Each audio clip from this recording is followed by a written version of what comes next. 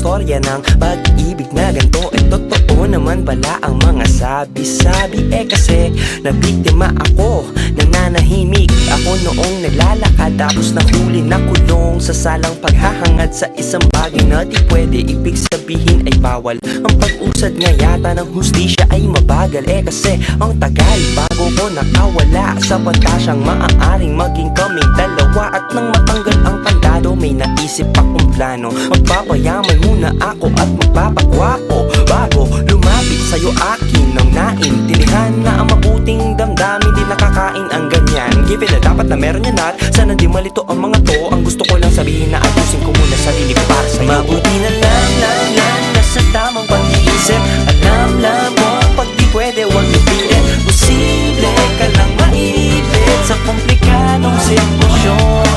Huwag magpahadlang lang at huwag kang magpapagwisit. Huwag nang magmukmok dyan sa gilid. Gamitin mo ang pag-ibig bilang isang inspirasyon.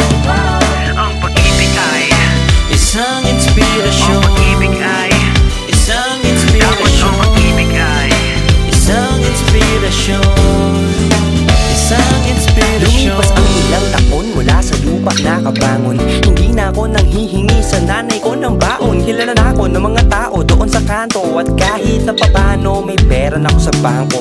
Mabilis ang pangyayari, grabe. Ang dating hindi napapansin, tinitilian na ng mga babae. Pag nasa entablado pangalan ko ay sigaw na rin. Pero sa akin walang nagbago, walang iba, ikaw pa rin. Hinigpitan ko pa ang kahit di tulad kay Imelda Papin. Ang pag-ibig na galing sa akin higit sa isang linggo. Matapos ang taon na traffic ay inakit ko ang langit. At sa pagbango ng hangin ay napapikit ako.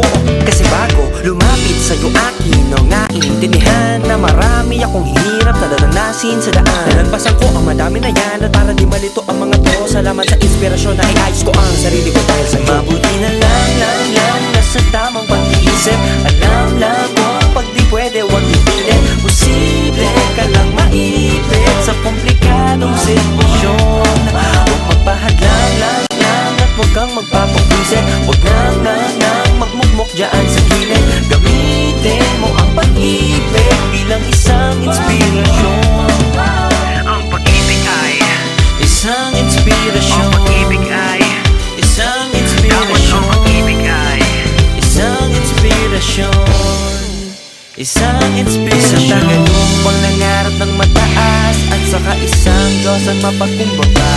Ano kaya ang mangyayari sa wakas? Tayong dalawa kaya ay magkita sa gitna.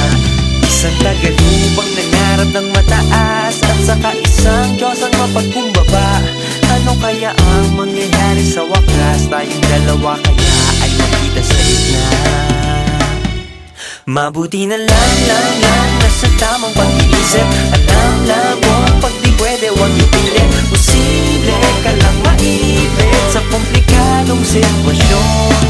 Huwag magpahadlang lang at huwag kang magpapagwisit. Huwag nang magmukmok dyan sa gilid. Gamitin mo ang pag-ibig bilang isang inspirasyon. ang pag-ibig ay Isang ang inspirasyon. pag-ibig ay Isang tapos ang inspirasyon. pag-ibig ay Isang inspirasyon. Isang ang inspirasyon. pag-ibig ay Isang ang inspirasyon. pag-ibig ay Isang tapos inspirasyon. ang pag-ibig ay Isang inspirasyon. Isang inspirasyon.